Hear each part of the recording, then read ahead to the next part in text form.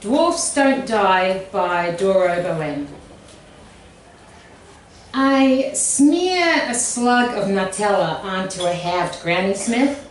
She scatters the animals, the octopus in a sweater, the disemboweled lion, a furry white blood cell holding hands with a glassy-eyed botulism tube, plush toy microbes scaled up from 7 zeros and a decimal point to a fist-sized velvet.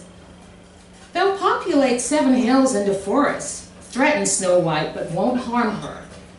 Bear went missing last week in the park but remains present in spirit. We talk about him a lot. There's a unicorn just in case, but realistically it's too small to corner Miracle's knot in Chicago. Mostly it gets kicked under the bed when she flees from the hunter. And we prop up a creature with appendages so unproportioned and facial features so ill-defined, we've named it Ms. BS, because we don't know anyone else by that name. The setup takes as long as the actual play. She can't write yet. Our checklist consists of 2 rows of drawings, which we work through in silence. I put on a tank top and tights, a multi-purpose costume foundation upon which my assignments can be layered in no time. For the Queen Mother, I lay out my wedding skirt. For the Prince, a purple jacket. Over the summer, all he gets is a flower because the air conditioner is still broken. A series of caps turns me into a series of dwarfs.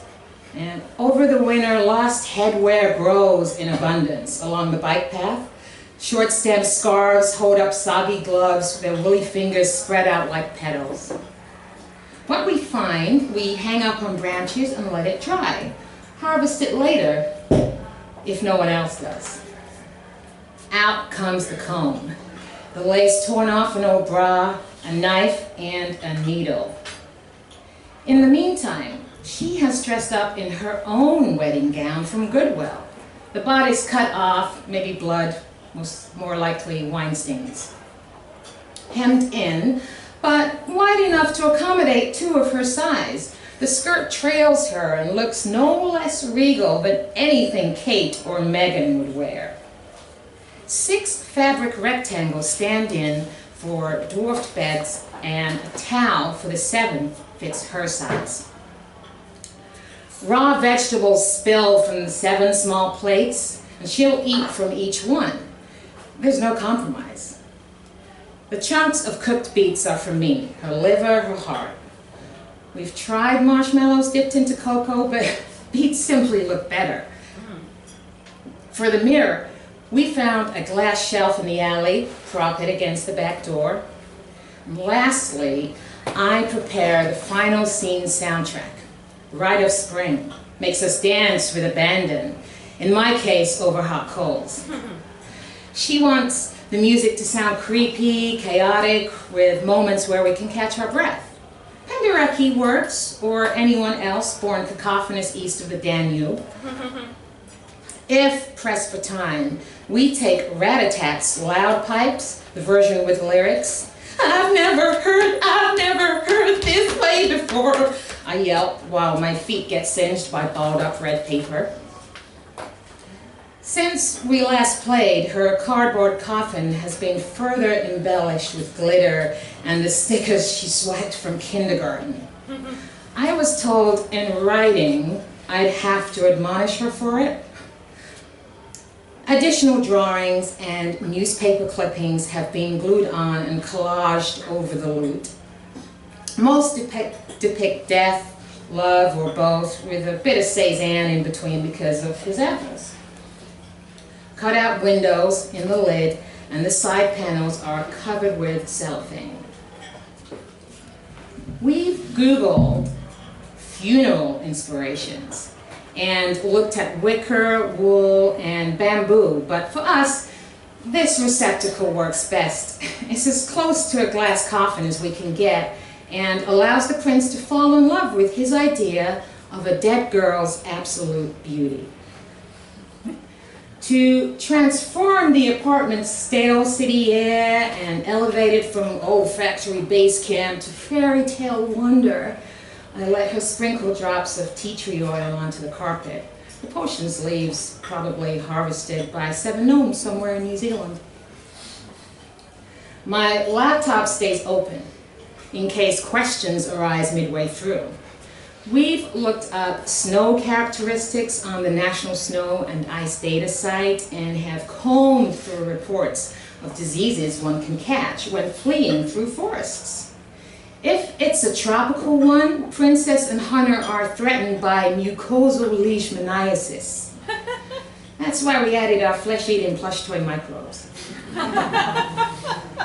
We've learned how many women to this day die in childbirth and how unfairly the threat is distributed citywide, globally, and across ethnic divides. Afghanistan is no place to give birth in. Our own neighborhood falls somewhere in the middle. And we've pored over data on how humans behave once they get lost in the wilderness. Without external reference points, we cannot maintain a sense of direction, but instead break into circles and walk their perimeters endlessly. We tend to stay close to where we start from whenever we try to pass through the unknown. And without guideposts, we're stuck, no matter how long we travel and how sincere our efforts are to arrive at someplace new. Yesterday, we glanced at whatmeganwore.net, but she's a duchess, not a princess. Now we're ready.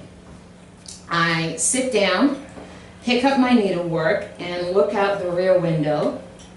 My horizon ends with a high-rise behind the parking lot. There aren't any broad plains or expansive vistas my mind could wander and daydream of future pregnancies.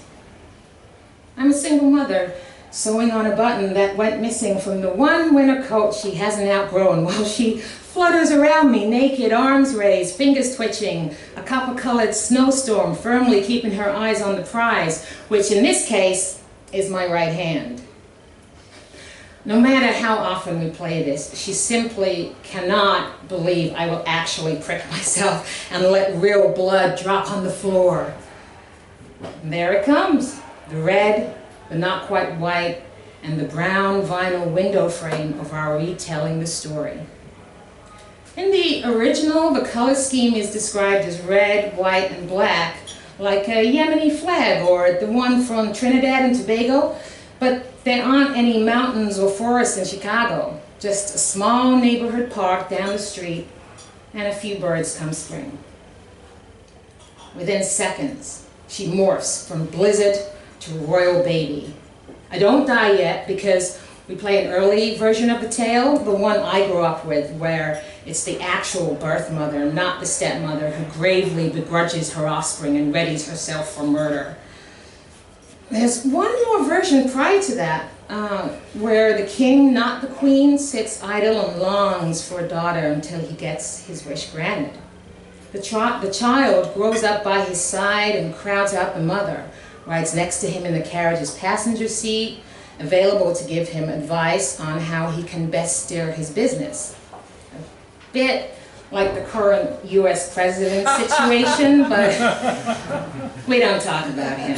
Some tales are simply too gruesome, and anyway, there's no king in our house. I confer with the mirror. Let it affirm me that I am the fairest, which I am in a dimly lit hallway, and then I summon infanticide instincts from God knows where in the depths of my maternal soul. Off I lead her into the forest, bread knife in hand. Twice in my past have I been assaulted, at night on a beach and in a gloomy hotel room, but never in the woods. On both occasions, the assailant was a man, but not a hunter of the deer-stalking kind. I gently poke her flat chest with my knife and tell her to run as fast as she can, and she circles the dining room table at breakneck speed, and I worry she might run her forehead into one of its wooden corners while I calmly eat beets and let red juice drool over my chin, which makes her laugh every time. Last month, we bought actual liver from a Polish butcher on Lincoln Avenue. Not an easy find in the city, and ate it together, marveled at how unappealing the gray meat looked, how repelling its texture was, grainy, like compressed sand, tasting of blood, no matter how thoroughly we spiced and fried it. I've never eaten heart and never will. I know my mother has in the past, just not mine. We go through the motions at the Dwarfs' house, but don't spend too much effort on it. All 7 of them seem rather dull. A final decision on what their profession should be has yet to be made. Digging through gold mines seems a bit far-fetched. Animal shelter wardens, Airbnb hosts, faculty in a clown school. We've tried it all, but honestly, we don't like them, no matter their trade. For all we care, they could be parking lot attendants, no offense. The only thing going for them in their favor is their resourcefulness and an affinity for communal living, and also the fact that dwarfs don't die. The murderous mother comes and goes in disguise, comes back a 3rd time, the one part in the play when I, too, get nervous. I hand my daughter the apple piece covered in chocolatey poison and look deep in her eye, and she gives me a barely perceptible nod. I'll be careful. I'll only pretend so. Once she actually did, but not on an apple, on a piece of carrot and in a different game. During the ride to the hospital, it was an ambulance, not a carriage. Her life hung on a thread I hadn't spun, and no matter how much the van jolted over potholes, it couldn't miraculously knock the carrot out of her throat. Snow White had fared better. Fell ill deep in the forests of a country with a solidly state-sponsored health care plan, whereas my child's choking ended up costing me a small fortune. So she takes the apple. I trust her. Complicit, we roll our eyes, smirk at Snow White's naivety. How can any woman in her right mind be so utterly bereft of suspicion and fall for evil 3 times in a row? She crawls into her casket. I sprinkle cutouts of drawn birds around her. They gather to mourn and will stay put for the next 100 migrating seasons. Each time we play, there are more. She lies under the cellophane, eyes closed, and I can answer some emails. When her eyelids flutter and she checks on the depths of my longing, I stare lovingly back at her. On days when kindergarten was rough, a viral infection is imminent, or I can somehow sense she needs extra attention, I massage her head to toe, a treatment less than 4 feet long, until she lets go of the apple. She decides when this game is over, and sometimes we thicken and thin out the plot's final scene, let it dead end into other tales, or it seeps right through them. If she encountered rhinos, for example, while she fled through the forest, we might end up with Ionesco and his tale of how fascism rises from nowhere. I realize I should talk to her about the current political climate.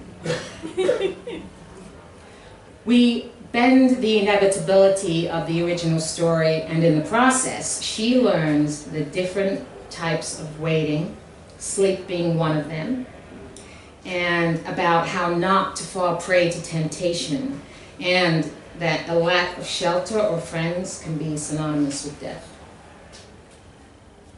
Tonight, before bed, I will tell her that someone else's affection can give you back what you thought was forever lost, but that truly is a miracle when it happens, and never count on one single bite. By then, she's eaten more than the recommended servings of veggies per day and has paid close attention to birds, something our neighborhood is almost bereft of. She's gained an appreciation for forests that are crowded with elves and trolls, even though the parking lot outside our front door is crowded only with cars. Game over. We turn on the music because we have to dance at the end. And in this tale, it's the only way to ensure that evil dies.